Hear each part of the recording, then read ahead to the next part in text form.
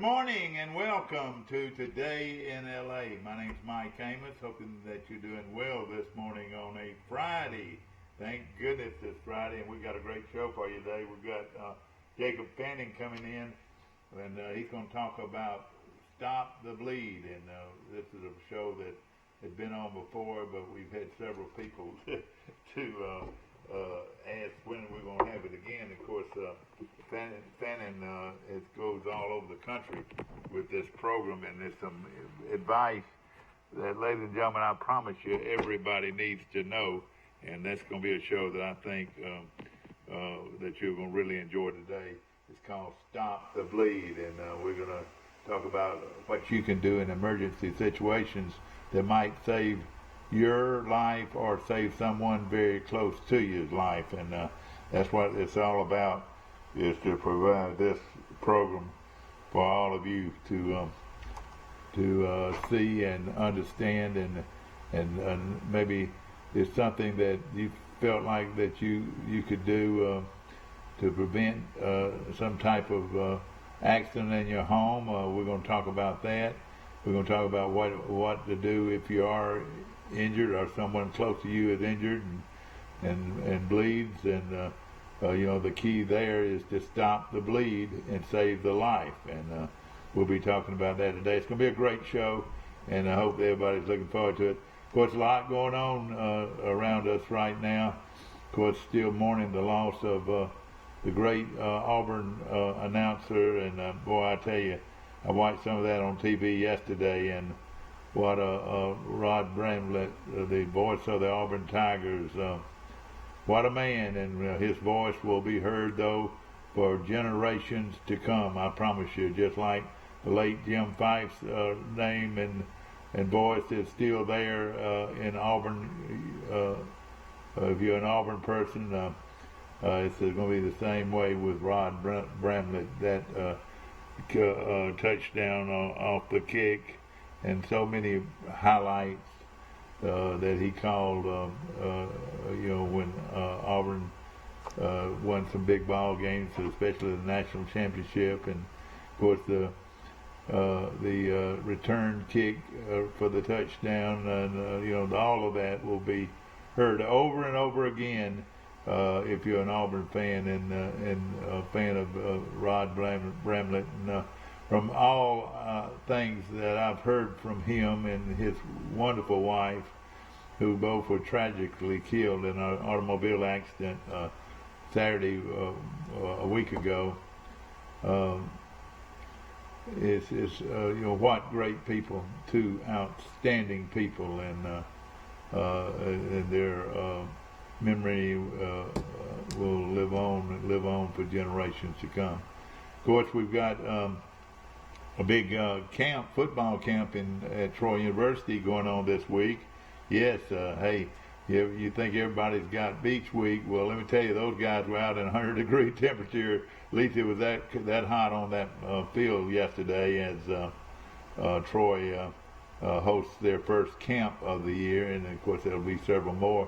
And when they bring in hundreds of young men, and a lot of their parents come in, it's just like bringing in a giant meeting where you bring in people that are going to spend money in your community and enjoy your community, and it's just wonderful that Troy University provides for all of that. Of course, the band programs will bring in more students, and then of course, starting next week, they'll start the orientation, where all the freshmen come in every week, and twice a week, and their parents and so forth.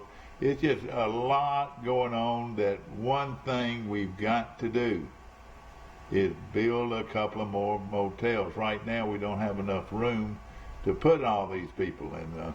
We've got to do that, and we need a motel bad. Now, you heard yesterday about the new shopping center that's coming to Troy, and that's going to be wonderful, right across from the hospital and that piece of property down there, and they're going to have 6 or 8 new stores there, and I think it's going to be a great addition to our community as the city of Troy and Pike County continues to grow. We're going to take a short break this morning. We'll be right back. Are you a driver trainee just finishing school and want to drive an automatic truck? Then call Wiley Sanders Truck Line. Right, Fuzzy? We have automatic trucks. That's right. And we will reimburse you for your driver training. No pets? Not at Wiley Sanders Truck Line.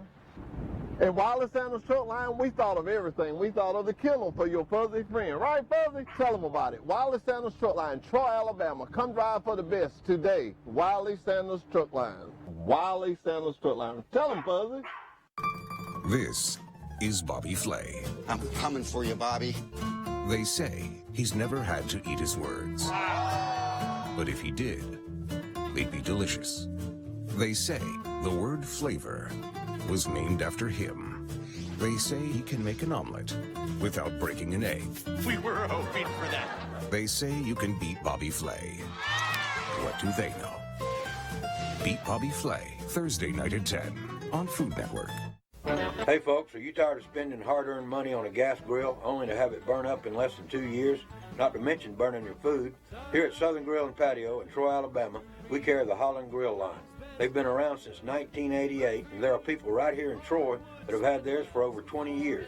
These grills are guaranteed not to flare up. You can grill, steam, or smoke on your new Holland Grill today. Come see us at Southern Grill and Patio in Troy, Alabama, inside Town and Country Flooring Center.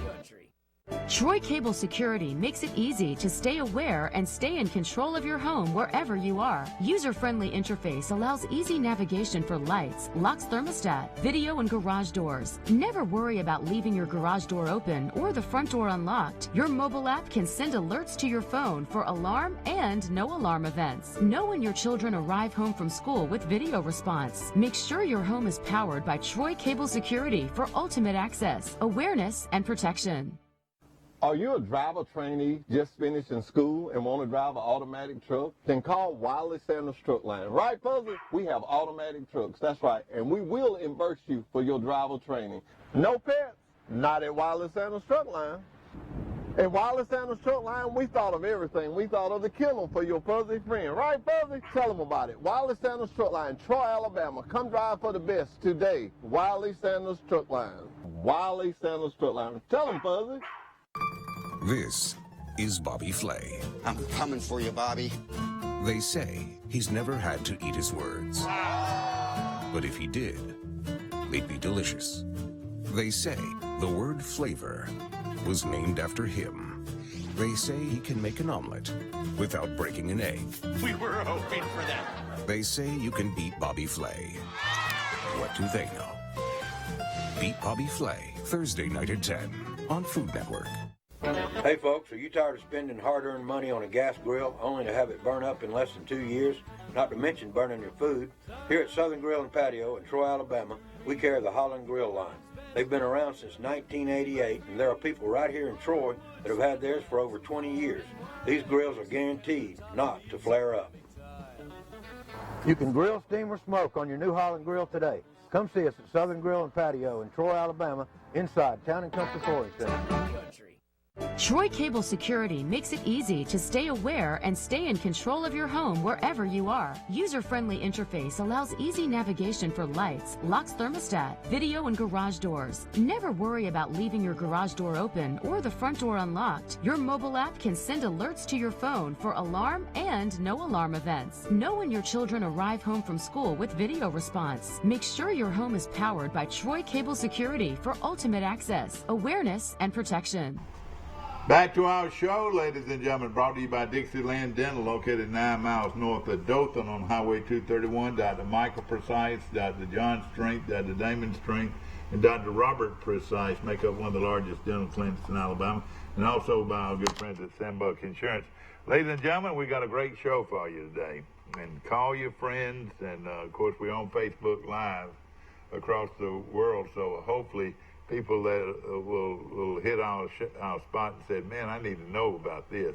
I need to know this. I need to know this.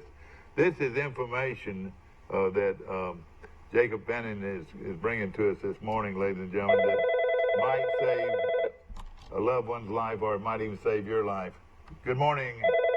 Good morning. You're on Today in L.A. How you doing? Hi, morning. Mike, I've got Jacob Fanning on my show today, and it's called Stop the Bleed.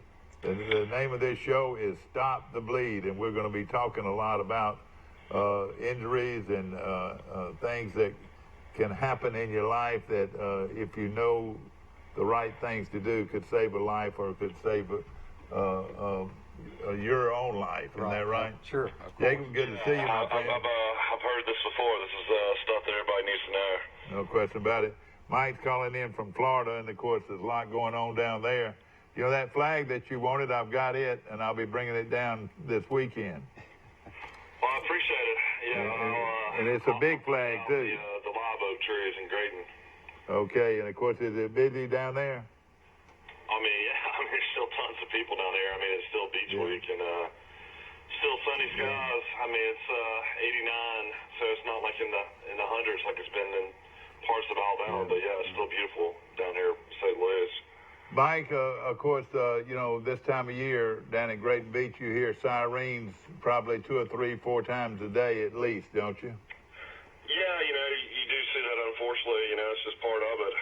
You know, you got little kids that are in the lake, and you got adults, and of course, anytime you got alcohol involved, you know, in certain situations, you know, you got heat-related issues, and then you've got alcohol-related issues, and you got, unfortunately, kids that, you know, are not able to swim. So you know, have rescues and stuff like that occasionally have to happen, but it's kind of just part of beach life. They do have 2 Walton County lifeguards, though, on the beach at all times, so I'm sure that they're able to do a lot of the stuff that y'all are going to be talking about today. Well, it's going to be a lot of fun. I hope you'll hang with us and, go and come as you wish, whatever. And, of course, first of all, I want, of course, a lot of you know Jacob. I've known him ever since he was knee-high to a grasshopper and watched him grow and watched him mature. And tell us what you do and how you got involved in this. So I'm the state coordinator for the National Stop the Bleed initiative, and I also sit on the National Board of Directors for this curriculum as well.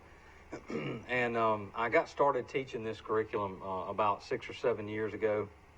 Initially just started teaching CPR and first aid, pretty traditional stuff. And then I kind of expanded that out and started teaching Stop the Bleed. It was really not a well-known program in and around the state at that time. Since then, we've been able to recruit numerous instructors all over the state, including other municipalities and individuals that are business owners and stuff like that. And so now it has blossomed, not because of me, but just in general, just the emphasis that the program has gotten is actually now an international program. Is this a job to you, or this is a hobby? Well, it's more of a second job. You know, my normal Monday through Friday 8 to 5 is with the city. Okay. And when I'm not there, I'm out teaching. And I think this is one of the most important things we got. We got a fly that's having a good time this morning. I don't know where he got in. Must came in there with Steve Camp, or he let a fly out or whatever. But ladies and gentlemen, this is Today in L.A., and if you're watching on Facebook, we're heard around the world and around the country and across the world. And this is a live show today. So how does CPR training work? I mean, I remember growing up in high school, we had Miss Rape's health class, and she always taught us we use the Annie dolls and stuff like that. Is that kind of still the stuff people use? Yes, sir, for the most part. The mannequins that we use now are a little bit more advanced. They do have feedback technology, which the American Heart Association now requires. So what that means is as the student is training on the mannequin, they're getting visual and audible feedback from the mannequin, which allows for a lot better quality of training, because it allows the student to physically and audibly be able to see that they're doing compressions correctly. Yeah. Compressions are the most important part about CPR. They're more important initially than breathing or rescue breaths, so we want to make sure that we emphasize doing those rescue breaths correctly, or those compressions correctly. Yeah, I'm always curious. I tell Dad all the time, I'm always worried about my girls. I have a 2.5-year-old and a 1.5-year-old, and they always are throwing stuff in their mouths, and I'm always worried about them choking and stuff like that. What's the best thing to do if you feel like your infant child is choking? So statistically speaking, if a pediatric patient is in cardiac arrest, it's likely going to be 2 things: either a pre-existing condition or or an obstruction in the airway, which would be exactly what you're describing. So if a pediatric or a child is choking, if it's a toddler size, like what you're describing, between the ages of about 2 and 8 years of age, you want to get down on your knees, take yourself down to the child's level, and do the Heimlich maneuver from the kneeling position. The reason I say that is because it would be very difficult for you to pick the child up and fight their body weight against gravity to try to perform the Heimlich. Does that make sense? Now, do you have anything, and while we're on this subject, why don't we go ahead and go to that Heimlich? Would you have to have one of these right here to do that? Well, not necessarily. I brought a mannequin, and we can talk about CPR and stuff, but the Heimlich has not changed in a long time. Yeah. The Heimlich is a very simplistic, technique. Basically, what you want to do is get in behind the person. Exactly. And put your fist above the navel, and then do inward and upward thrust. And what that's going to do is mimic a cough and compress the diaphragm to force the object up. Here I am right here, and this is the the sternum. Is that you want to be lower than the sternum? You want to be right above the navel. Yeah, right above the navel. And you want to put your two fists together like this and do inward and upward thrust. Right above the navel. Right above the navel. And all you're doing is you're compressing the diaphragm to force the object. You're coming in behind them. Is that right? Correct. Now, if you're dealing with a pregnant female, obviously you can't compress their stomach. So what you want to do is come around and compress in the center of the chest. Yeah, so if it's a pregnant, if it's a pregnant female, do it up here. If it's not a pregnant female and you can get your arms around them, you want to work just above the navel. So, and also, choking on food is a very important thing, for older people and for young children. Sure, it happens a lot. And now, I'm not, I always thinking it was underneath the sternum and you came in and you just popped it right there, but it's actually lower than that. Right. You want to be right above the navel and do inward and upward thrust. Pretty aggressive. Pretty aggressive. Right. And what that's going to do is compress the diaphragm and hopefully kick that object up and out. You're just mimicking a cough. Well, I was eating lunch. No, it was maybe an early afternoon supper. I think that's where it was, and out at the old restaurant next to the Holiday Inn. It was there for so many years, Mike. What's the name of that restaurant? Oh, was it Magnolia? Next to the Holiday Inn? Yeah, next to the Holiday Inn. Real good vegetable place. What was the name of it? Country Kitchen. The Country Kitchen. Oh, yeah. And I got up, a guy got choked, and I got up out of my chair. Harold Freeman might have been with me out there, and I'm not going to mention the guy's name, but he was a local banker here in town. And he started choking, and I went over there and came in right behind him, and bang, and it just shot out of there. Really? And he had gotten choked on some food. Yeah, well, that's very good. And unfortunately, what most people do is wait too long. If you wait too long to see what's going to happen with the person, eventually that lack of oxygen is going to cause them to become unresponsive. Well, if we know their airway is obstructed and they become unresponsive, the next step is CPR. All right. Now, let's go that route then. If it doesn't work, then you go CPR. Is Correct. That right? If your patient becomes unresponsive. But the key to going CPR is he breathing. Well, is that the key? And at this stage in this scenario, we know that the patient's not going to be able to move air because we know what caused them to become unresponsive was a blocked airway. So what we're going to do is we're going to start with chest compressions, pump hard and fast in the center of the chest. And all right, now the person is actually on their back. Correct. Right? They're on the floor on a hard, flat surface, and we're going to start compressing hard and fast in the center of the chest. All right. Do you do anything with the airways? Do you hold the chin up, or do you do anything like that? If you're going to try to deliver rescue breaths, you're going to need to do a head tilt chin lift to open the airway, much like has always been taught. The head tilt chin lift. The only difference is if we know that we have a potential airway obstruction, each time we go to push air to deliver a rescue breath, we want to check for the obstruction. Yeah. Because sometimes doing compressions can actually force the object up and out of the airway. Yeah. So we want to start above the navel and sort of push in and up. Push in and up. Inward and upward thrust. And how are you holding your hand? So the way it's taught is you put the fist directly above the navel and cup it here, and then do inward and upward thrust just above the navel. And if that's unsuccessful and the person becomes unresponsive, then you would lay the person down flat on their back and start chest compression. How about if they're small children? What do you do? So for infants, little two, kids, 3 years old, right? or whatever. If they're toddlers, we want to take a knee and get down to their level and do the Heimlich on our knees. But if it's an infant, a small baby, we want to actually pick the child up and hold them down at a 45-degree angle and do back slaps, roll them over and do chest thrust. It's 5 and 5. So, all right, now, so all right, back slaps. You roll the.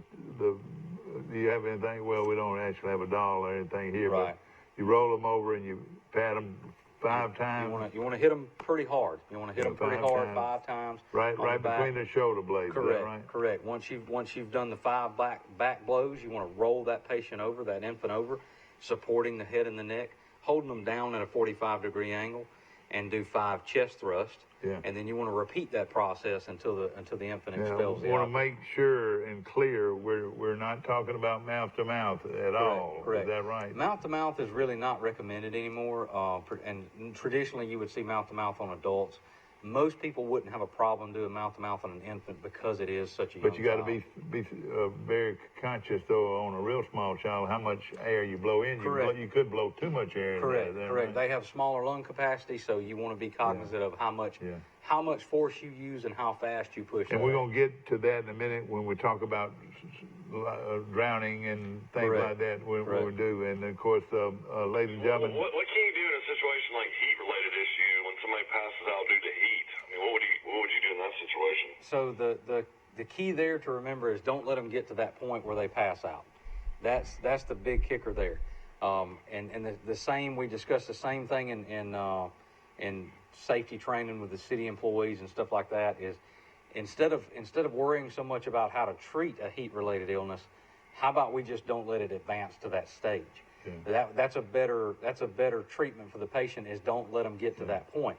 If you see the signs and symptoms of a heat-related illness coming, go ahead and attack it right then, instead of waiting until the patient gets so ill that now that they may need some. What would be the sign? I was watching. That's what's so sad with football players. Yeah. I mean, you hear it every single year. Division I college football player, passing away, from heat-related issues. Right. What are some signs of that? So sad. It seems like it could be preventative. A lot of it is preventative maintenance, and so some of the Water. signs. Right. Will rest and shade and hydration are key. Yeah. Take worker rotation or player rotation. Making sure that you allow for plenty of breaks and shade time and staying hydrated and all that kind of stuff. If the person stops sweating and starts to become ill, that's an advanced sign that we need to go ahead and be proactive now before this person becomes unresponsive. Yeah. Heat stroke is a real emergency and can cause cardiac arrest. All right, again, what are the signs of heat stroke? So we're looking for the more advanced signs would be somebody who stops sweating. If the person stops sweating, that is not a good sign at all. That means the body's starting to go. So if they're not wet. If they were sweating and they've been very physically active out in the heat, and then all of a sudden they start to feel ill and they've stopped sweating and their skin feels very hot, that's a major sign that you probably need to go ahead and call 911 just to have them checked out. They might need some IV fluids, but the best thing in the world you can do for them is take them out of the heat, get them in the shade, start getting them a little bit of water, and start trying to cool the body down. One thing that you can do, and that's why it's important to have a good first aid kit, one thing that you can do is you can take an ice pack. Even if you don't have an ice pack, you run to the freezer and get a bag of peas or something like that. Yeah. But you can put Bag ice of packs. peas. Yeah, a bag of peas works great. Yeah. But you can take something like that and put it underneath their arms, in their armpits, and let them hold that there. That will help cool the core body temperature down. You can put it in their groin, lay a towel on top of it. That will help cool the core temperature down. So there's different things that you can do, but the best way in the world to treat a heat-related illness is don't let it get to that point.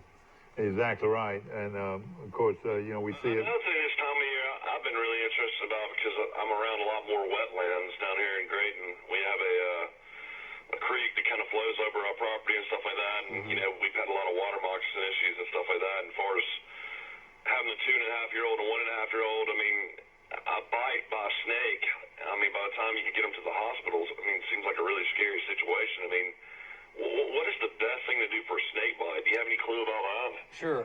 So the best thing to do with a snake bite, and a lot of people are concerned about that, particularly living in Alabama and Florida and that kind of stuff. We deal with them a lot. In fact, just recently, before we get into it, a well-known man in North Alabama died after being bitten by a copperhead. He had an allergic reaction. Yeah, there's a huge article about it on AL.com. Yeah, I saw that. And so here's the thing. What we want to do is we want to keep the patient calm. We don't want them to be any more physically active. The worst thing in the world is that, I've been bit by a snake, and to run to the car. Right, That's one of the worst things you can do. There's no such thing as like sucking the venom out or anything. No. Not really. That was the old school. That's the old cowboy movie kind of thing. You know, you put that egg there and suck that one. Right. That's more of a Hollywood treatment. So what's recommended currently for snake bites is keep the victim calm, keep the victim still. Try to be as least physically active as possible. And the key to first aid treatment right out of the gate on a snake bite is this. You want to take 2 6-inch ACE wraps. That's what I recommend. That's what currently the physicians all over the world that specialize in snake bites. We're talking about ACE wrap. We're talking about just a good old ACE wrap like you would buy from a pharmacy. Yeah. Just a traditional ACE wrap bandage. You want to take 2 of those, and you want to wrap the entire limb from top to bottom with medium tension.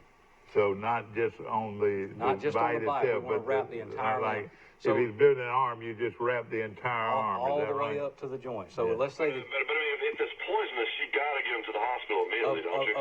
Of course. But let me explain the treatment and the thought process here. So what we're doing is by wrapping the entire limb from top to bottom with an ACE wrap with medium tension, and I stress that we're not trying to create a tourniquet here. That's not what this is about. And by medium tension, I just mean where the ACE bandage would have a little snap to it. So we want to wrap the entire limb from top to bottom. What we're doing is we're slowing down blood flow to the limb. In and out, blood exchange to and from the extremity. It's fairly tight. It's medium tension. Medium tension, okay. And the big kicker here is we're slowing down the body's lymphatic response. So what happens is the venom is introduced into the bloodstream. The body knows that it's not good and doesn't like it. It can't push it back out, so the lymphatic system responds to that by dispersing the venom throughout the body. What we want to do is slow down the lymphatic response by wrapping the limb with medium tension. Now, understand, while this is going on, you can also be calling 911. That would be a good time to be calling 911. If the truck is a half mile away, I would send someone to bring the truck to the patient. I wouldn't. As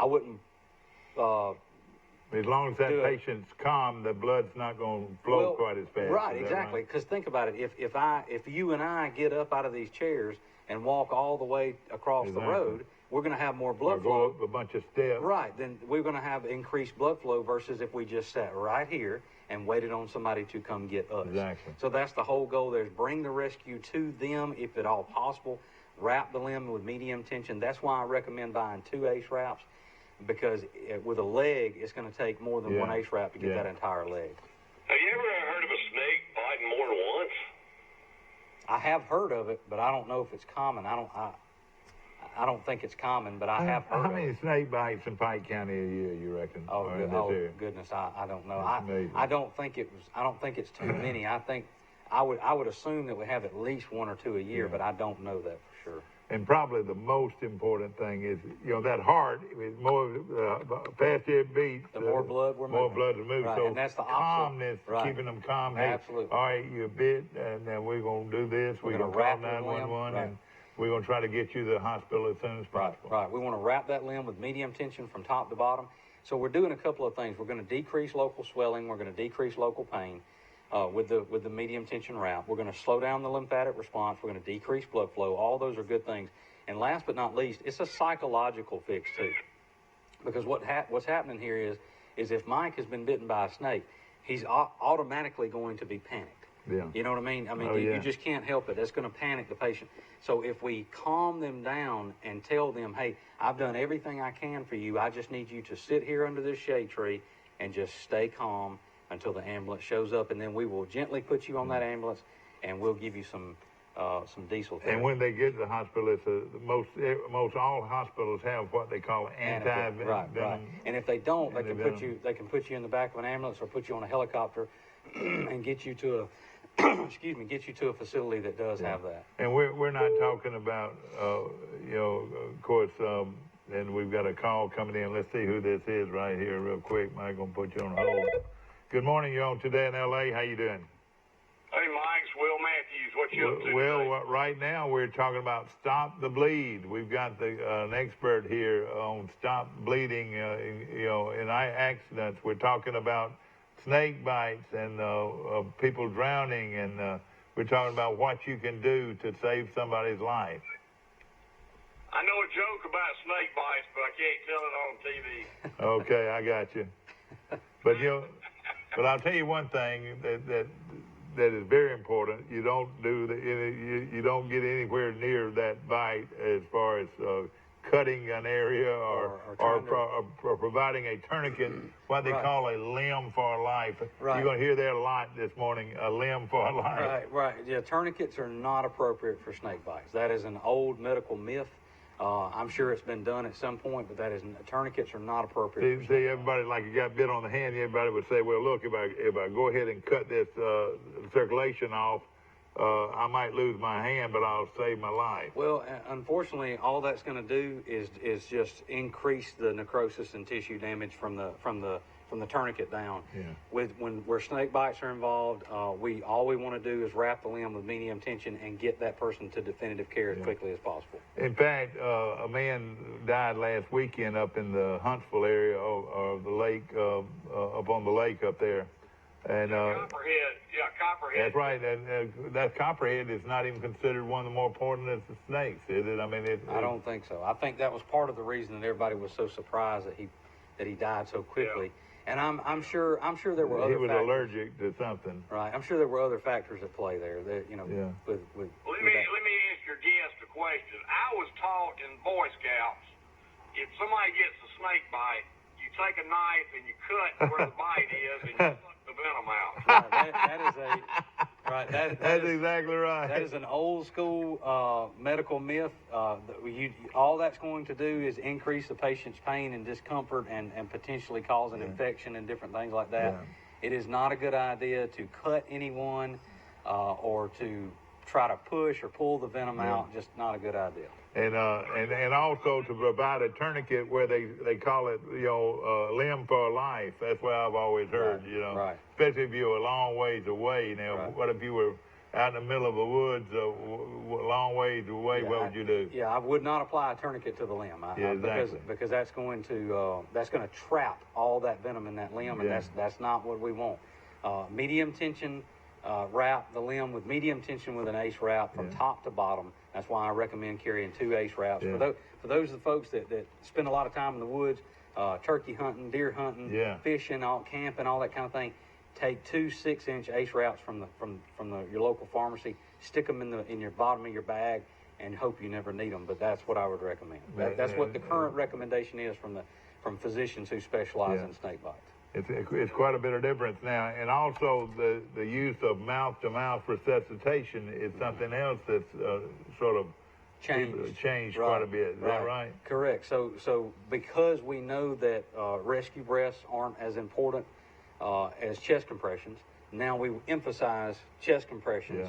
And we want people to understand that if somebody is unresponsive and not breathing, they need chest compressions. That's right. You need to move oxygenated blood. Will, I'm gonna try my best to bring Mike Amos in here, so I'm gonna put you on hold. So I got both of them on hold. We're gonna go here to here to here, and here to here to here. Did I got both of you on there now? I should. Michael, where are you? I'll go from here to here to here. They never talk politics. All right, you back on? All right, here we go. Yeah, I think we got both of them that time. All right, are we on both? Mike, both of you? No, I still got to get Mike. There we go. All right, both of you on? Hello. Hello. We got all right, we got Will on. One out of the right two. Now, Mike hung up, I think. But, of course, ladies and gentlemen, we're talking about what you can do in an emergency, and we're the most important thing that we're going to talk about today, and we're going to talk about a lot of things in this show.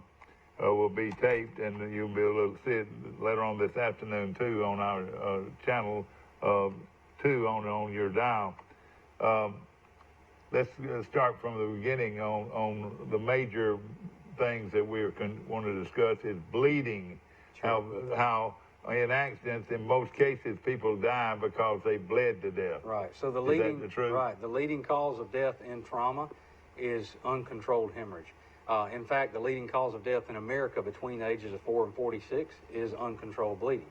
So a large majority of Americans bleed to death each year unnecessarily. Those are preventable deaths. So that's what the Stop the Bleed program is about. The Stop the Bleed program was born after the Sandy Hook shooting in 2012 and has just blossomed from there. Sandy Hook, tell us a little bit about that. So obviously most folks remember the Sandy Hook shooting where quite a few children and teachers were killed by an active shooter. I think it was in Connecticut. I hope I'm right about that. Yeah. But after the Sandy Hook shooting, the Obama administration called the DOD and said, if we can save kids' lives on the battlefield, why can't we do it in a school? And so they got together with the National Association of ENTs, the American College of Surgeons, and several other organizations, the Committee for TCCC, and what was born out of that was called the Hartford Consensus. So the Hartford Consensus just basically is a 25-page PDF document that says if you're shot or stabbed or lose a limb in a traumatic incident, whether it be terrorist-related or not, and you're bleeding to death, this is what we recommend you do. This is how we recommend you save your own life or the life of a loved one. And of course, the 4 core curriculum, or the 4 points of the core curriculum are tourniquet application, wound packing, chest seals, and patient positioning. Okay. All right, all right, I'm in an accident and I've got a broken leg compound fracture. I'm bleeding. Mm-hmm. What would you do? So if it's on an extremity, like an arm or a leg, you want to take a tourniquet and put it as high on the limb as you can get it without being on the joint. All right, let's explain this tourniquet. Right. So I'm going to move this. You stand up, chair do back. Whatever you need to do. Yeah. So if you're bleeding on an extremity, I'll take this tourniquet off first. Okay. So that we can look at how this is a leg. How this thing works here. So if you're bleeding from an extremity, what we want to do is, so this is a North American Rescue Cat tourniquet, and the way this works everybody needs one. Absolutely. So the way this works, we're going to give one away on the show today. By the way. Good. So the way this works is you would just feed this around the limb, as high on the limb as you can get it without being on a joint. All right, now the puncture is down here, this low. So we have an injury here to the limb, so we're going to put it as high on the limb as we can get it without being on a joint. We're going to tighten the tourniquet down, pull all the slack out of it, and let that Velcro do its job, and then we're going to start turning this windlass. Oh, it's very simple, isn't it? Very simple. Once we start cranking on this windlass, then it's going to start to compress the limb. And you can actually see in the foam how it compresses the limb. We lock that windlass into place, and then we lock it down like this, and we're done.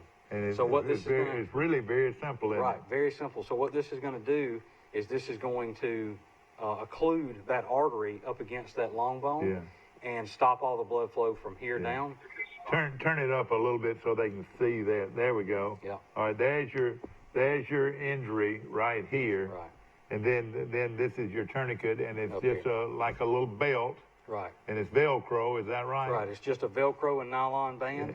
And once you go ahead and wrap it in with your Velcro, then you just start twisting the you start twisting the windlass here. And what the windlass does is pull everything together, let it compress, and it's pinching that artery up against that bone, which is going to occlude the blood flow and stop all blood flow from the tourniquet down. All right, how tight do you make this? Well, it's tight enough to make the bleeding stop. All right. However tight that needs to be. If you take all the slack out of the tourniquet, you're saving his life right here. Right. Absolutely. You're, ladies and gentlemen, you're saving the life right here. This is what's going to now, maybe not the limb, but the life. There have been no instances, no recorded, medically documented instances of tourniquets causing amputations in the last 15 years. You know what I'm talking about. Right, absolutely.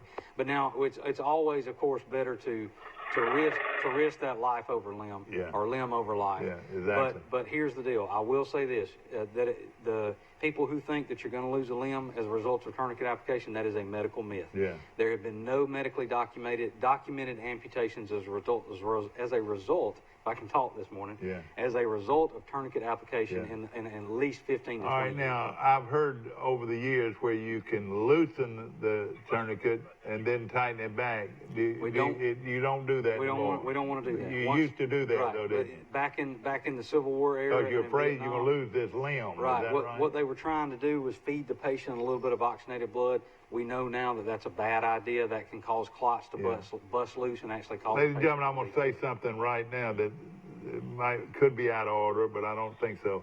But going back to the Civil War, going back to World War I, World War II, if they'd had just this tourniquet alone, they would have saved tons of lives. Thousands of lives. Thousands of lives. Just this little strap that you can buy at where?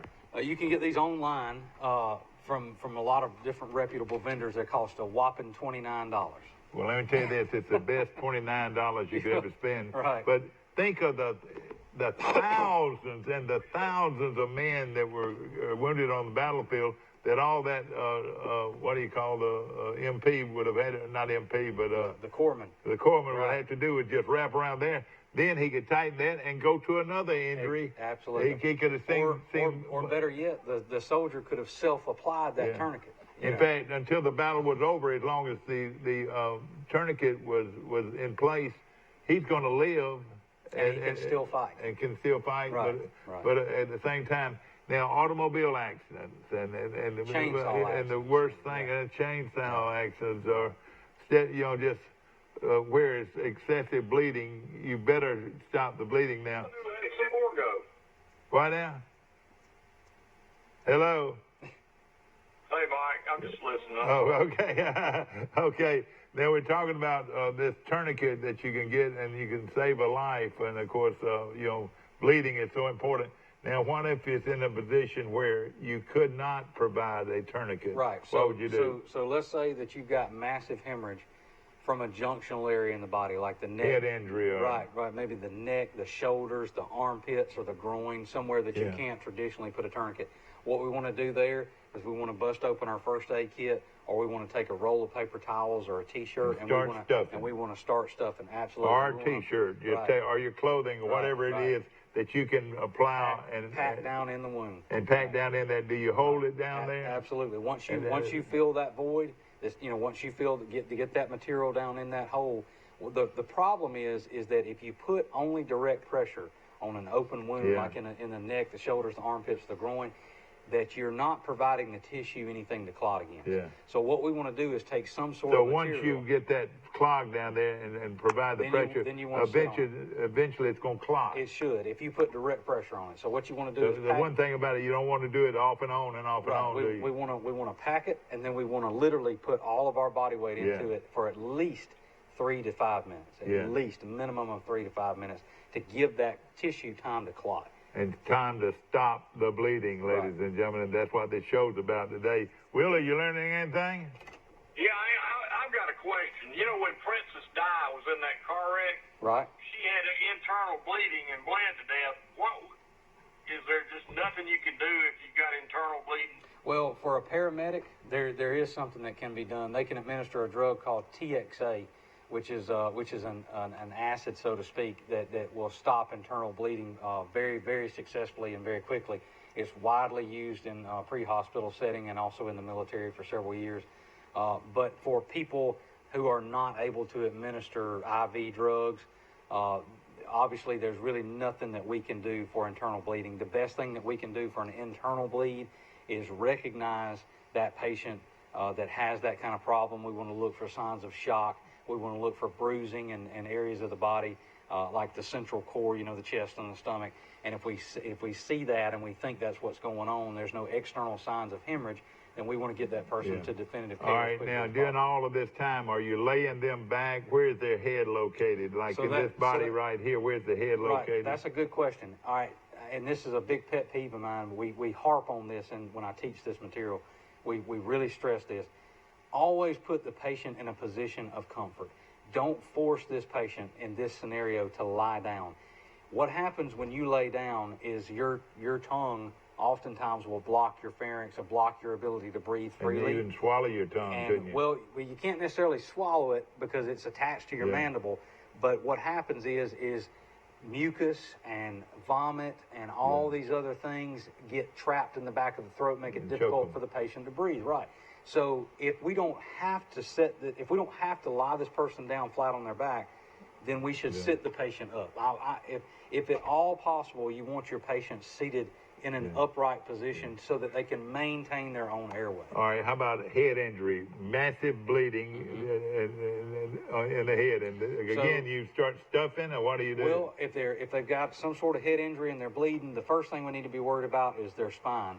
Because if they hit their head hard enough to cause that type of injury, then we need to be worried about head, neck, and back trauma. Yeah. So the first thing I'd want to do is make sure that I maintain a nice inline C-spine. I don't want their head bouncing around. Like take some whatever you can find to cushion their head. Right. And if you've got a good trauma kit or a good first aid kit, if you've got a malleable splint, you can make a C-collar very, very easily in just a few seconds. But you want to be concerned about their neck. You don't want them moving their head around a lot. You want to maintain a nice inline C-spine. And then, of course, you want to address the bleeding if there is any going on. Well, all right, so if they are bleeding from the head, you could still want them to sit up if you possibly can? Preferably, sure. If there's no reason to lay them down. Because you don't want all that blood to go to the top of his head. Right, so direct pressure is going to be your best line of defense there. Yeah. But we also, remember this, whatever the mechanism of injury was, whatever caused them to have that massive head trauma is probably going to damage their spine. So we want to be aware of that as well. And also, you don't want lungs to fill up with blood, though, either, do you? Correct. So what can happen is, especially in blunt force trauma, is what's called a pneumothorax, and that's where blood or air builds up in the pleural cavities around the lungs and can collapse one or more of the lungs, make the patient have a lot of difficulty breathing. Will, thank you for calling this morning. Very interesting. And of course, this show's going to run again on Monday for the people out there to look at again if they need to. But it's all about stopping the bleeding, Will. And if you can't put a tourniquet there, then you start stuffing with T-shirts, shirts, blouse, paper towels, whatever you got there that will it's like filling a sack, an empty sack, with whatever you need to do to fill it up. And then put all that direct pressure on. And keep that pressure on there. Direct pressure is always going to be the first line of defense. Always. Yeah, exactly right. And of course, again, ladies and gentlemen, this is the presentation that Jacob Penning gives all over this part of the country on stopping the bleeding. So remember, if it's an accident at home, the little girl comes in and she's got compound fractures on her little leg, what do you do? Well, if we've got blood showing, if we've got a lot of blood, and she's bleeding tremendously. So if you've got a life-threatening amount of blood leaving the body at a high rate of speed, the first thing you want to do is put direct pressure on it. If it's on an extremity, an arm or a leg, and you've got access to a tourniquet, get that tourniquet on that patient. If you don't have access to a tourniquet, can you use a belt, or what can you use? So, unfortunately, improvised tourniquets are oftentimes not successful. Because you can't get them tight enough. You can't get them tight enough, and if you do get them tight enough, people have trouble holding them there for any length of time. And when that blood starts moving, ladies and gentlemen, it's kind of hard to stop death is on its way because you can't live without blood. Right. And you could... sometimes people actually bleed completely until they die. Right, sure. It only takes the average human about 3 minutes to bleed to death. Yeah. It takes the average ambulance in America about 8 minutes to get to you. Between 8 and 12. All right. Of course, the first thing you want to do is dial 911. Of course, always get emergency services. All right, but so many people, and I've done this many times myself, to think about. Well, if it happens, do I tell them get in my car and me take them to the hospital? That all depends on the situation and where you are, and if you're in the city versus out in the county, and that's just very situationally dependent. I would be weary of it because moving the patient around sometimes can cause your interventions to fail. Tourniquets have been known to dislodge or loosen because the patient moved around. So there's some issues there, but that's situationally dependent. Okay, and before we get off this, I want to just show you again how easy it is for this tourniquet. All right, let's use my arm. Would that be okay? Sure, of course. All right, let's just say now I got bit by a snake, or no, I'm bleeding tremendously. I had a chainsaw accident or whatever. All right. So the way this works is we want to take the tourniquet and get this. It looks like a belt, doesn't it? Right. Very much like a belt, except with Velcro on it. So what we want to do is. Which makes it a lot easier to handle with that Velcro, doesn't it? Right. So what we're going to do is we're going to feed the tourniquet around the limb. See, I'm bleeding tremendously from my arm. And we're going to lay the Velcro down. All right. We're just going to turn the windlass. Oh, yeah, I can feel it right now. I'm going to go easy on you. I'm going to turn the windlass until the bleeding stops. I'm going to lock it in place. I'm going to tuck this tail here, and then I'm going to close the gate, and I'm done. Very easy. Now, everybody needs one of these in their car and in their garage or wherever at home, or in the medicine box at home. Absolutely. And how can you get one of these things? So you can go to drumemergencysolutions.com. Drum Emergency. You can't just buy this at the store, then, can no, you? sir. No, sir. You can't. You have to Go buy ahead and undo that. Yeah, let me get that thing off. All right, but once you've done that, you have saved a life, pretty much. Absolutely, you have. Unless somebody dies of with some kind of emotional problem or whatever. But yeah, if you apply this tourniquet quickly and you apply it as tightly as you possibly can, and you really crank it down good, it will stop the blood flow. And you can save a life almost immediately, especially in your car, your truck, or wherever. You need several of these. And again, I've got to write that down, and I've got a pen sitting right here. Give me that information again. So it's drum, D-R-U-M-M. D-R-U-M-M. Drum Emergency Solutions. Emergency Solutions. And that solutions.com. Yep. And I recommend that you have one in your house, in your automobile, because if you are in a wreck, if it's something you can do, even if I'm by myself and I'm bleeding, if it's in my leg, lower leg, or if it's in my arms, or I could actually put the tourniquet on myself. Oh, sure. It's very easy to self-apply. All you do is just put it around the limb.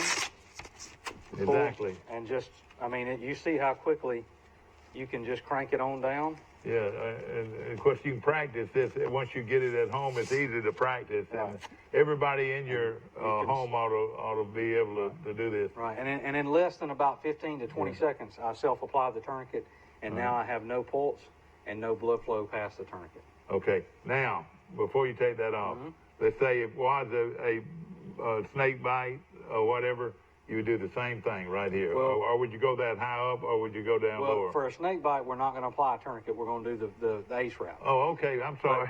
But but the tourniquet would sort of immediately, but limb for life it would be talking about. Unfortunately, with a snake bite, what we want to do is decrease blood flow. And decrease the lymphatic response. We don't want to apply a tourniquet in a snake bite. What we want to do with a snake bite is a medium tension route. All right, so we will. All right, so for massive hemorrhage, though, this is the way to go. Yeah, exactly, and that is really something. And there's no real substitute for that, is it? Not really. Improvised tourniquets don't really work. Whoever came up with this idea is brilliant, don't you think? Yeah, I've never met the man, but I know people that know him, and he's a pretty smart guy. Drum Emergency Solutions.com. Yes, sir. That's right. And you can go to there, and those cost how much? $29. $29. And all right. So we've done this. We've talked about bleeding, and same way would go for the leg, would go for the arm.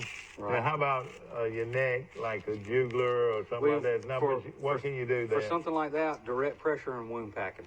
Yeah, just pack, and keep it on there tight until you can get them. Direct pressure and wound packing are going to be the way to go there. And then, of course, you dial 911, and hopefully the ambulance is coming.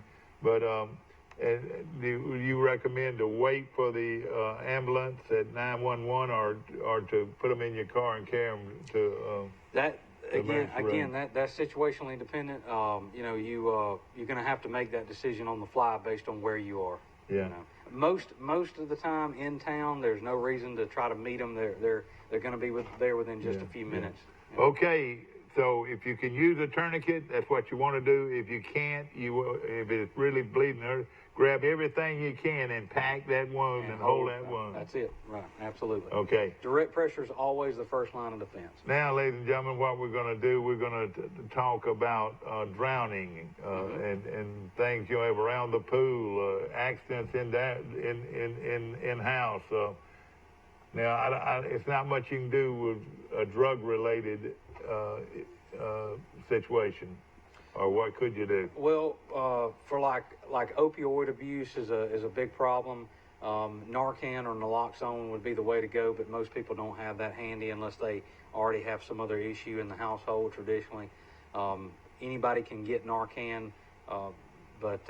what is Narcan? So Narcan is an opioid antagonist. It's something that you deliver through like a nasal atomizer. Yeah. It's like a mist that you spray in the nose if somebody's overdosed on an opioid, Yeah. Either by accident or intentionally. Sure.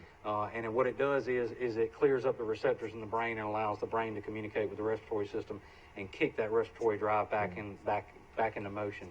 But anybody can get Narcan or naloxone by going to the Alabama Department of Health website. You click on their Narcan page and you print out a one-page document. Yeah. Scott Harris, our state's health officer, has issued a standing order for Narcan. And so anybody can go to a local pharmacy and pay $174 and get a kit. All right, we've already talked about Stop the Bleed, and that's the main focus on our show today, and that's something that you're going around the country doing presentations like this, and of course, if you would like to have him come talk to your group, you're just a phone call away. Of course. What is your telephone number now? So my number is 268-0296. 0296.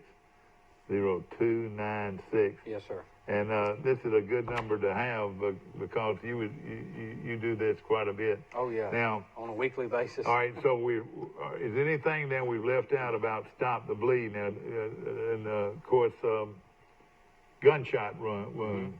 A gunshot wound. How would you handle that? So with a gunshot wound, I'll show you this right here. Let me open up this kit, and I'll just give you a good example. Ladies and gentlemen, this is laid-back television at its very best, and we appreciate all of our sponsors. And ladies and gentlemen, this guy is a professional at what he does, and that is Stop the Bleed. So what this is a North American Rescue vented chest seals, or a pair of chest seals. The way this works is if you have a stab wound or a gunshot wound to the chest, the stomach, the rib cage, or the back, so anywhere, in your upper torso, what you want to do is you would open up this chest seal, and it's basically just a very big sticker.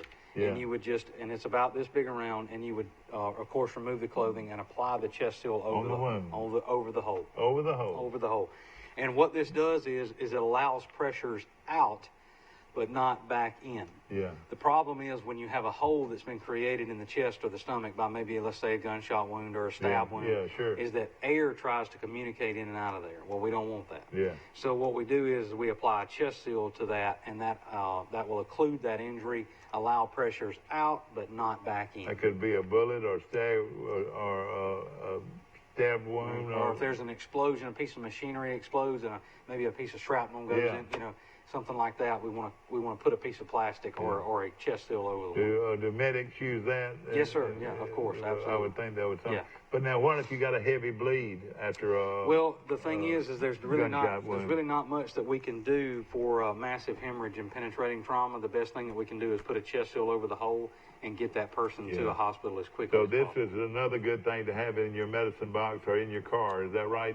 Absolutely. Do policemen have this? Yes, sir. Our police officers here in Troy carry chest seals. Are they trained in all this Stop the Bleed? I train them, so exactly. I know they're trained. Exactly, and it's good. Yeah, but our police officers carry chest seals. Our firefighters carry chest seals, and this is something that's very common. Yeah. Even if it's bleeding real bad, you would still provide that? Absolutely, because it's going to stop the bleeding? Well, it's not necessarily going to stop the bleeding, but it's going to stop air from communicating in and out of that hole. All right, these chest seals have vents in them. Yeah. And so what it does is it allows air and blood to come out, but not go back in. Exactly. We want pressures to be relieved. So, like on that wound right there, you could just go ahead and Well, not on the. This is on. This is only. Gunshot. These chest seals are only for your chest, your stomach, your rib cage, and your back. That's it. Okay. That's it. So these are only appropriate in the upper torso. Yeah, exactly. Right. Front or back. Yeah. All right. Now, of course, we're gonna get involved with heart problems and things like that. But what is the what's the key to a gunshot wound? Do you want him to sit up mostly, or preferably we want that patient seated upright, because if we lay them down, like we talked about earlier, if we lie that patient down, there's a good chance that they might want to vomit, or that they might have blood in their mouth, or saliva, and we don't want all that falling down to the back of their throat. So if there's any way to sit that patient up, let them sit up. Don't force them to lay down. And like we talked about earlier with snake bites, this right here is all we need for a snake bite. 2 ACE wraps. 2 ACE wraps. Put you a rubber band around it, and you're good to go. Right? And there's your snake bite. Especially if you go out in the woods, even though on a picnic or whatever, you carry those things. You carry a snake bite kit with you, and of course you really don't need a tourniquet, as he was talking about. Right. You can just wrap it with that H band, and it's very easy to do. So for wound packing, like we talked about earlier, this is what we would use for wound packing. This is just compressed gauze. When you open it up, you get 12 feet of gauze out of each pack. So this is 24. That's a lot of it. It's 24 feet of gauze right here. It's not bad. So it'd be perfect for packing. Absolutely. This is what that's what that's made for. And let me tell you this, ladies and gentlemen. This is some of the most important information that you need to know, especially if you're an outdoorsman, and especially if you have children. You want to be able to save that life, and that tourniquet, that orange belt right there. Again, show me that belt one more time and show them how easy it is. So the way this works is you take the tourniquet and loop it around the limb. Yeah. You grab this tip right here, and you pull all the slack out. You lay the Velcro down. Exactly. And then you start cranking down on the windlass. And you lock it in place. And how you lock it in place? Is it hard? You just lock it in this plastic. Oh, I got you. Here, and then you'll bring that back over. You take your tail and you tuck your tail, and then you close the gate, and you're done. And you're done. And you pretty much have saved the life. Right, just that fast, within just a few seconds. Isn't that amazing? And very, of course, very simple. You know, if you're in a wreck, people bleeding so bad, you actually need more than one of these, don't you? How many do you need? Typically one tourniquet will be fine for one limb. But the thing is but what if you have more than one person If you have more than one person hurt, you're going to need more than one tourniquet. Well, let me ask this. Why don't we see more of these in the stores? Why do you have to... That's a good question. I don't really know how to answer that question. Yeah. I mean, you would think that this stuff would be Let me tell you this. If I'm going to sell something, I could sell this to your family. Sure. I could sell it to you so quick it's pitiful. Sure. Somebody ought to sell this tourniquet. So I was just about to say I sell these kits. I sell the tourniquets. I sell the kits that are the pre-assembled kits. I sell the components. All right. How much is the tourniquet? So a tourniquet's $29.99. $29.99 would be the best money you have spent, and tax deductible and everything, I would think. Probably so. $29.99. Yeah. But this is so important. The rest of it, now that seal is important for gunshot These wounds. chest seals, let me tell you how much these chest seals cost. These chest seals cost a whopping $12. $12. $12. Could save somebody's life. Yep. But again, this tourniquet is so easy to do, and you would need, I would say $100 plus would get you 4 of these, and you probably need at least some, wouldn't you? Yes, sir. That would be about plus $100 plus, something similar to that. That'd be about right. And I mean I have people that buy Stop the Bleed kits from me and give them as Christmas gifts. Yeah. Give them to their family as birthday gifts. If they have a boat, they put a kit on their boat. Yeah, exactly. If they have an RV, they want a kit in their RV. If you're going fishing, or especially any type of outdoors, where you're out in the woods, let me tell you this, everybody says, well, they see a body of water, and they say, are there snakes there? Surely there's snakes there. Always. That's where they live. Always. That's where they live. That's where those moccasins live, and they do it the quiet way. Yeah. And so I can tell you this: you could take this tourniquet, these 2 ACE wraps, a pair of chest seals, and a trauma dressing, and put all that in a Ziploc bag, and you've got a heck of a kit there for probably less than $60. Yeah. All right, now trauma. You mentioned trauma. What do you? This is just a trauma dressing. This is what you use to apply pressure to a wound. Oh, it's just basically an emergency. Oh, that's the 12-foot long? Well, no. So you're thinking about the gauze here? Yeah. No, this right here, what I'm referring to here, this is just a big trauma dressing. Yeah. This is what you Yeah. wrap around a wound to create pressure. All right, give me a price on that right now. I'm going to give people the opportunity to order one of these. This kit right here with all of this stuff in it, I mean, it's got burn treatment in it. It's got stuff to treat broken bones. It's got shock treatment in it, everything you can think of, tourniquets, wound packing, chest seals, etc. This kit is $200. Yeah, I got you. All right. But now I do sell kits that are $50. Yeah, exactly. That $50 kit, what would be involved in this? So in the $50 kit, you're going to get a tourniquet, you're going to get hemostatic gauze for wound packing, and a chest seal. Yeah. So you're going to get 3 items all in a little small pouch for $50. Yeah, and of course that is something that you need. You need more than one. In fact, for a couple of $100, you could have these in your car, in in your medical bag at home, right. And then of course, wherever you go outdoors, especially hunting. Yeah. If you have a hunting camp, if you have an RV, if you have a boat, or if you take long road trips, things like that. If you spend a lot of time in hotels traveling to and from, or if you have a chainsaw at home that you do work with around your farm or something, then you need to have this kind of thing close at hand. You can buy a small kit, you can buy a larger kit, throw it in the back of your car, and forget about it and hope you never need it. But at least it's like insurance. We all have to pay for it and hope we never need it. You know, it's kind of the same. All right, one of the most important things that we face this time of year is that swimming pool. It's beautiful, it's fun, but it's dangerous. And let's go over what happens with a drowned victim or a heart attack victim. We're going to go over all of this. Right. So if we're dealing with somebody who's been in a body of water, the first thing we need to be obviously we need to think about is we got to get them out of that body of water. Exactly. I mean, obviously we can't do anything with them while they're in the water. So we got to get them out of the water, and that's going to be a job in itself, because if this person is totally unresponsive, imagine trying to get dead weight out of water. Right. It would be very difficult. So that's going to take some effort. So we got to get them out of the water, first of all.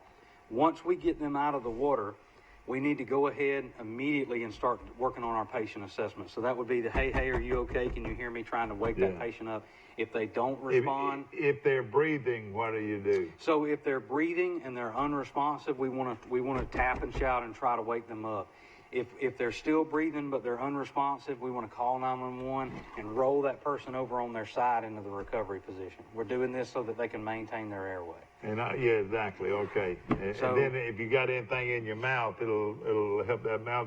Worst thing in the world is to be laying on your back. You got something in your mouth. Right, and your tongue can be blocking your airway. So that's one reason. And then also blood too. Is that blood right? and saliva, anything that's in the airway that we may not know about is blocking that airway. All right. So once you don't get any response, you turn them on the side. Well, if they're breathing at this point, we would just roll them over into the recovery position and monitor them really closely. Call 911. If we pull them out of a body of water and they're not breathing and they're totally unresponsive, and when we start seeing their color change, maybe they're starting to turn a blue and grayish color, then we need to start CPR. So what we need to focus on, and it's going to be a little bit hard for me to do because this platform is a little high. Whatever I need. But what we want to do is we want to start chest compression. So the way that would work is pumping hard and fast in the center of the chest. All right. So the way we want to do this is we want to now again, interlock. Do you interlock? Yeah, I prefer to interlock my hands. And you got this palm. You got this palm doing all the pressure right here. Right. We put all the pressure at the base of our palm, and we want to compress a minimum of 2 inches. All right. Where do you want to put it? So we want to be about mid nipple line, the lower third portion of the sternum. So around your sternum. Then. Right. We want to be at the lower third portion of the sternum, about mid nipple line. But not below the sternum, but actually on top of the sternum. Correct. Is that right? Correct. Because if we go down here, this is too low. This is where the diaphragm is located. Yeah. This is too low. Up here would be too high, where the airways, the upper airway anatomy is. So we want to be at the about mid nipple line, lower third portion of the sternum, and compress a minimum of 2 inches at a rate of about 100 to 120 What did you say? A minimum of 2? A minimum of 2 inches in depth. So when we compress, we have to compress a minimum of 2 inches. So you want to go at least 2 inches deep. 2 inches deep, exactly. Right. Each time you compress, This is for a drowned victim or a heart attack victim, either one. Is that right? Correct. Same. We're going to do compressions the same way. Okay. If somebody's unresponsive and not breathing or only gasping, they need CPR. We need to start pumping hard and fast in the center of the chest until help arrives. Yeah.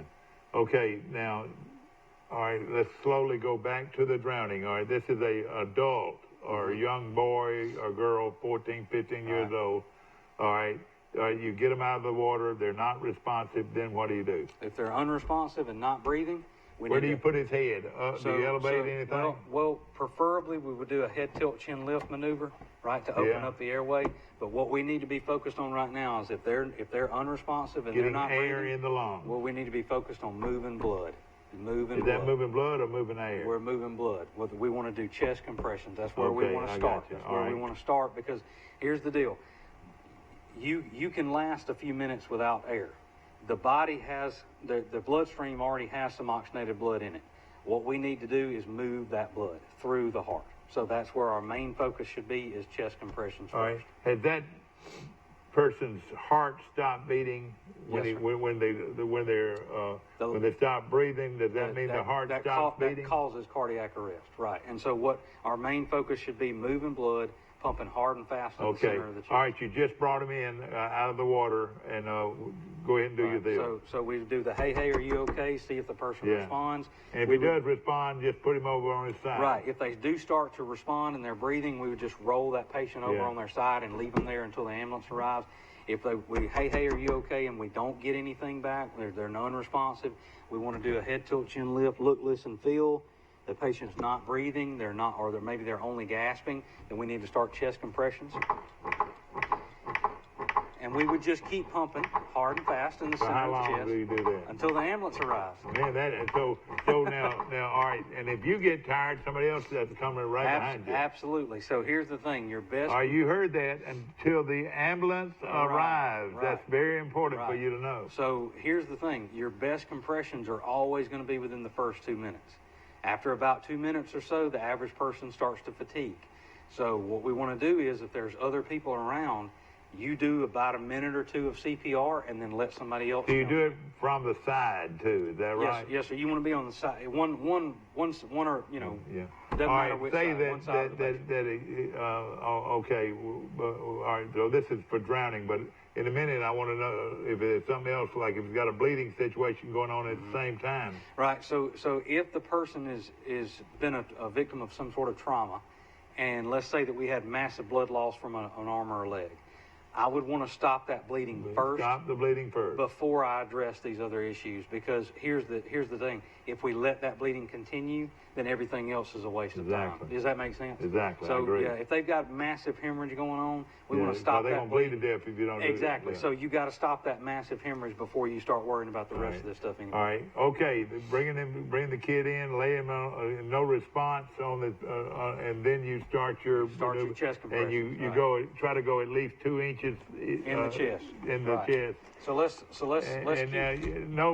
all right, no mouth to mouth now. Remember that. Right. That is not the deal anymore. We're doing what's called hands-only CPR. So we're just focusing. So you on think the best way for them to get air is through this right here instead of the mouth to mouth? Well, what's happened is science and studies over the last 10, 15 years or so have proven that rescue breaths are not as important as what we used to think.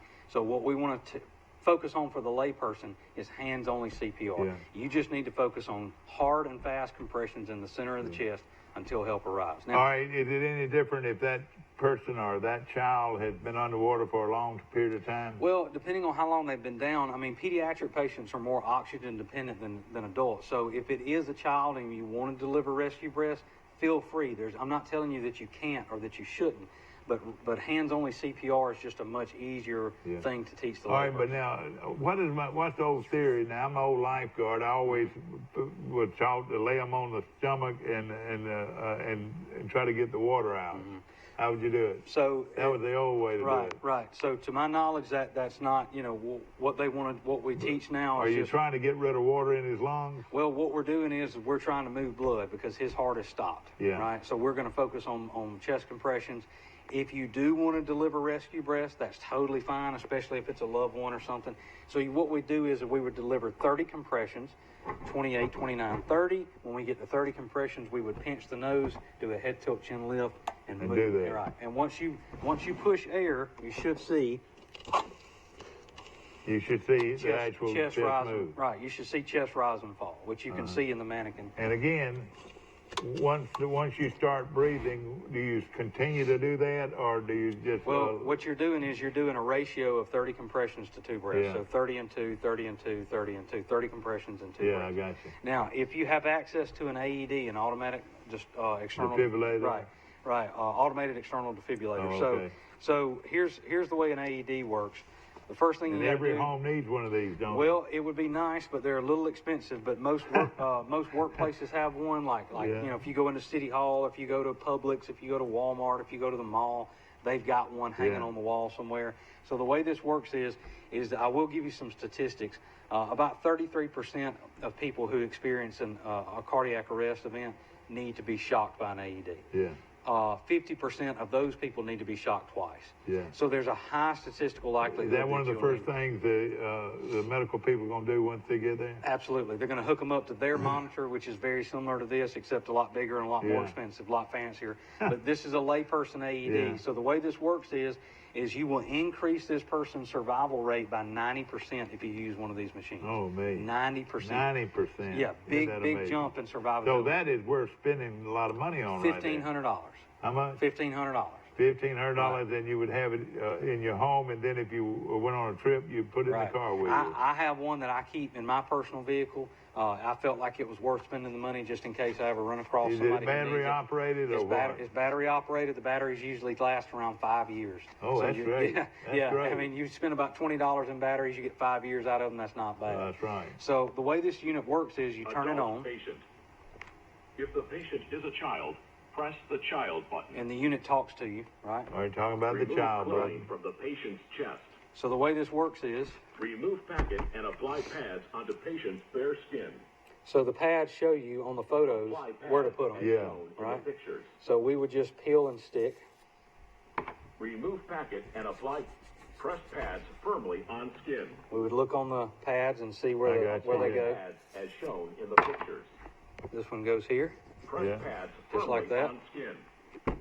and the unit's going to talk to us and tell us Do what not to do. touch the patient. Analyze. And this is on out in the middle of nowhere. Right, we Yeah. could use this thing Do on. not touch the patient. Analyzing heart rhythm. So we could use this Shock anywhere. advised. So it's recommended a shock. Do Yeah. not touch the patient.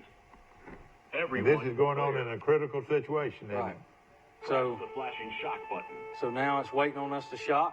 So we make sure everybody was clear and deliver a shock to the Shock, patient. okay. Deliver. So we've just shocked the patient, Begin CPR. and then we would start our CPR. So the AED is going to tell us what to do. The AED is going to walk us through this entire process. In 2 minutes, it's going to tell us to stop to reanalyze the patient. That's a good opportunity for us to swap roles. So the wonderful thing about an AED is it takes all the guesswork out of the game. All right. So they are a fantastic tool. So if they're not breathing, then you attach this. Is that right? if they're- You don't do the resuscitation? Well, let me tell you something. I had a student the other day in class ask me a very similar question. He said, "How many cycles of CPR should I do before I introduce the AED?" exactly. Before I introduce the AED, the answer is 0. So what I mean by that is that if you go into cardiac arrest right now, Yeah. and there's an AED hanging on that wall, I should introduce the AED immediately. Right away. Right away. The sooner I can get this into Yeah. play, the better off we have, the better chance we have of You saving would the think patient. anybody that has a heart condition Should have an should AED. have one Right. and could actually write it off as a medical expense. I'm sure they probably could. I actually have heard of some people who have cardiac conditions Yeah. who carry meds and have had surgeries and all this Yeah. kind of thing. They actually have went out and Do you bought think one of these. football trainers and people like that They should have a, yeah. Most if they don't, most- they need to buy one, don't yeah, they? I actually donated one to the Charles Henderson Athletic Wonderful. Foundation last summer. But every school should have an AED at every tennis court, every Yeah. softball complex, every baseball field. And every if they football don't field. have it, ask them if they have it. If they don't have it, ask them and tell them they need to get one. Well, the thing is that with a unit only being about $1,500, most civic groups, like maybe the Lions Club or the Exchange Club or the Rotary Club, somebody like that, can come up with the money to donate that unit. Exactly. There's also an organization called the Lord Wedgwood Society in Birmingham, Alabama, and they will actually donate an AED to you for free. Now you can't show the actual shock treatment here. Right. Well, it demonstrates what it would look like. When you press the flashing shock button. And so more than anything, if you got this, go ahead and use this. Right. Absolutely. If you've got access to an AED, if you're in like a mall or because it's going to shock you back. Is that right? What all an AED does is it sends electrical signals from this pad to this pad and reads what's going on with the heart. Yeah. And if it detects a shockable arrhythmia, it will shock the heart back into its normal beat. Isn't that amazing? So that is an amazing tool. They're super simple to use. And very affordable, so to speak, and when you look at the big picture. Yeah. Very important for small children. You hear about it all the time. Some small child, a mother turned around and was doing something, the child jumps in the water and drowns. Right. Well, what do you do with a small child? So with a small child, it's a very similar scenario. You want to get the child out of the water, obviously. You want to lay them flat on their back. You want to start... Lay them flat on the back. Now, lay them flat on their back. Even if they've swallowed a lot of water. Right, we want to lay them flat on their back, and we want to start chest compressions immediately. Our main focus should be moving blood. Yeah. Because that not person, necessarily water, but blood. Right. We're trying to move blood because that person's heart is stopped, and we need to be focusing on moving that blood. Right. Exactly. And then most of the time, when they do come to, they start throwing up. Right. Let them. Well, when they start throwing roll up, them on the side. If they start throwing up, get them on their side so they don't choke. So they don't choke on their own mucus. If your patient comes to, roll them over so we can. So a little baby, a child. Do you do artificial? Do you do the rescue breast? Right. You do? Right. Sure. I would absolutely. How about this right here? I mean, it could hurt a child. Though, well, when you're working on a small child, you can go down to one hand instead of two. If you're working on an infant, you can just use your two thumbs. If and you go the same route, 30 and then 2? Correct, 30 and 2. Same ratio. 30 and then 2. Right. And of course, until ladies and gentlemen, this is information that can save your life, save your child's life, or anybody that you know. And of course, they call this and what do they call this? An AED, an automated external defibrillator. Yeah, defibrillator. AED. And every office needs one, or anywhere there's a lot of people. Of course, right. Anywhere where you have a large amount of people. Right. If your school doesn't have this, you could be in trouble. Yeah, most schools have one in the main office. It would be better if they had more, but obviously budget issues come into play there and things like that. That's why. If every chance I get, I try to give, I try to get one donated to, I was able to donate one to the Cattlemen's Complex. Wonderful. And to Charles Henderson's Athletic Foundation. That is wonderful. So. And then the Troy Recreation Department probably needs one too. They have several. They have several. Yeah, we have one. That's great. We have actually 2 in the main facility, and then we have one at every press box. If somebody want to make a living, they could sell this, couldn't they? There's several people that do that. I'm telling you now. Oh yeah. Would you sell it to individuals, or would you sell it to? Well, we sell them as the individual tourniquet. We sell them as in kits. Yeah. We sell them to people at trade shows. Stop the bleed. Anything. Stop the bleed and save the life. Right. Absolutely. All right. Go ahead. I'm gonna tell you. I brought one. This is a brand new one here to give away today. So if we've got somebody, all right, somebody call in right now. Whoever calls in, and I'll let you do it right there. 670-0052. If my wife, let me call her up and tell her to call in. Because this thing is important and it's so simple. Right. Well, whoever invented this has saved a bunch of lives. Thousands. Literally thousands. And I bet you in time of war now, I bet you every soldier's probably got one of these. This is the same tourniquet that's issued in every branch of the military. Yeah. This is also what most of our law enforcement officers carry in America now. Waiting for that phone to ring. Somebody want to get a free tourniquet out of the deal. And of course, again, I've got this information here. It's DRUM, DRUMM. Emergency Solutions. Yes, sir. .com, and you can order this from there. or they can call you and order it from you. Right. What is your address? They can call me at 268-0296. 0296. Right, they can call me. I can sell them any of these products. I can sell them the AEDs, the tourniquets, the kits. And you know what? The best gift you could give your grandchildren or your children that have grandchildren or have children is one of these right here for your home. Right. I mean, all of that's important, but this right here is probably the most important to stop the bleed. I agree. It's very lightweight. It's very simple to use. Very affordable with only being $29. You can buy a couple of these and put one in the car, one on the boat, one in the house. That kind of thing. All right, let's just say it's severe laceration and he's bleeding tremendously. If you were going to pack something to soak in or to put in the on the spot, what would you use? So preferably some sort of gauze, to pack down in the wound. You've got the gauze over there a little bit. You've got some different options there. But if you don't have gauze, a roll of paper towels is a great thing. Yeah, paper towel. Right, or maybe an old T-shirt, or maybe some shop rags. I mean, just whatever you can Just wherever find. you can. Right. But then once you get in there and you start, this is a big cut. Right, is that right? Right. I mean, it could be any and once kind of you get in life-threatening there, bleeding. and it's when you can't use this, you got to use the. You got to plug it. Right, where in the areas of the body where you can't put a tourniquet, because obviously these are only meant for the extremities. Yeah. So in the areas of the body where you can't use a tourniquet, you want to go to wound packing. Wound that would packing. normally be like the neck, the shoulders, the armpits, and the groin. Exactly. And of course, this is very important to have. Call in right now, and you could win one. We don't have but about 4 more minutes. And if you want to call in and win one of these tourniquets, I think that'd be awfully good. Yeah, I want to mention too, the way that I give away these tourniquets each year is through our sponsors.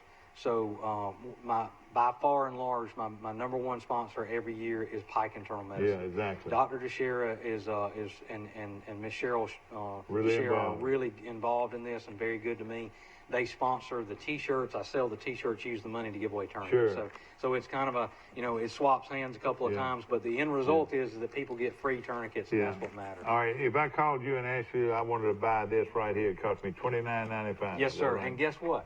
I can take credit cards now. You can? I'm fixing to give you one. I'm big time now. I'm fixing to buy a couple of these right here. In fact, I might buy 2 or 3 of them and give these to my children that have children. And so it's so important. Heart attack, real quick. Let's just say that I had a heart attack, or I was in a restaurant where a guy's got a heart attack. Now, everybody's worried about liability. Right. He said, I'm not going down there to that wreck because I might get sued. I might get sued. Right. So let's talk about that. So I'm glad you brought that up, because that is, people do worry too much about that. The Good Samaritan law covers you. The Good Samaritan law covers you. You're covered by that Good Samaritan law as long as you don't do anything crazy that's outside of the norm. If you just are like if the car was burning and there was a guy in the car and you're trying to pull that guy out, and he gets all cut up. Right. That you can't be held responsible. But once you get him out of that fiery crash, you saved his life. Right. And as long as you do what anybody would consider to be a reasonable first aid act, like CPR, tourniquet application, putting pressure on a wound or whatever it may be, you are absolutely covered by the Good Samaritan law. Somebody's electrocuted. Tell us about that. That's very important. So the thing there is going to be traditionally is going to be the burn, and then of course how that electricity affects the heart. It can cause that. Do you patient go through the same thing as this right here? I would go through a very similar process. You want to first of all, this is something that could easily happen. Right. You could be. So with electrocution, we want to be the number one thing we want to be concerned about first is the electricity cut off? Because if you've been electrocuted, I don't want to grab you and become a second victim. Exactly. So the first thing I need to be thinking about is scene safety, which is have we made it safe for me to even approach the patient at all? There was a farmer up in North Alabama a few weeks ago who died because he knocked down a guide wire on his tractor. When he made the loop back around, I think he got out, went to move the wire, and it was live and it killed him. So the first thing we need to be thinking about is the scene safe for us to approach? Exactly. Secondary to that, we want to be looking for any external burns. Is the patient's heart beating? Is he alert and oriented? And if the patient's unresponsive and has no pulse, then we need to start. How you check the pulse? So if you're going to check for a pulse, real quick, all you want to do is check on the same side of the patient that you're on. You would start here in the center of the throat where the trachea is located, and then take 2 steps down. Same side of the patient that you're on, you take 2 steps down, 1, 2, and right there in this little divot right here is where you find that pulse, and you want to be feeling for that. If they, you know, you can check down here on the radial pulse, but if you don't find a radial pulse, oftentimes that's a good sign. Quickly, your trait. Hey, what if they can't swallow? Can't breathe. And can't breathe. So that's an advanced procedure. I know it. Right. I know it. You don't need to be messing around cutting them in the throat, do you? No, not unless you've been trained to do it. But now that's a surgical cricothyrotomy. And basically, the indications for that would be if you can't get an advanced airway in, maybe there's been some sort of burn or something to the upper airway anatomy. Troy's got one of the best rescue units, but they send out the big fire trucks and everything, but they do that multi-times a day. Right. And, but they do it to make sure. Right. I mean, Troy has an absolutely unbelievable paramedic team with their fire department. All right, real quick, smoke inhalation. Smoke inhalation is going to be, you've got the poisoning factor there, all the toxins that are in the smoke that you got to be concerned about. You've got what kind of damage that hot smoke's going to do to the upper airway. Probably going to close it. Not a good thing, right? Can cause the patient to go into cardiac arrest, can cause so many issues. Like I mentioned, the toxicity and that kind of thing. So biggest thing is if it causes the patient to become unresponsive and chokes that patient, causes their heart to stop, we want to focus on CPR. Well, I tell you, this has been a great show, and I hope that you have enjoyed it, and if you learned by it like I have. I've learned so much today, and I tell you, I might want to get you to come back on before too long because we need to sell these. You're talking about a project to save lives. This would be a great project here. That's just like what I got done doing earlier this week. I gave 100 stop the bleed kits to the county school system. Exactly right. And let me tell you this: we didn't give this away, but I'll buy it from you. How about that? All right, that sounds good. No question about it. And ladies and gentlemen, again, I hope you enjoyed it. And you can watch us again at 1:30 today. You can watch this same show and learn a lot. And we're going to also show it on Monday on this show and Monday afternoon, because I think this is information that is very important to have. And we're talking about stop the bleed, and that's one of the most important things.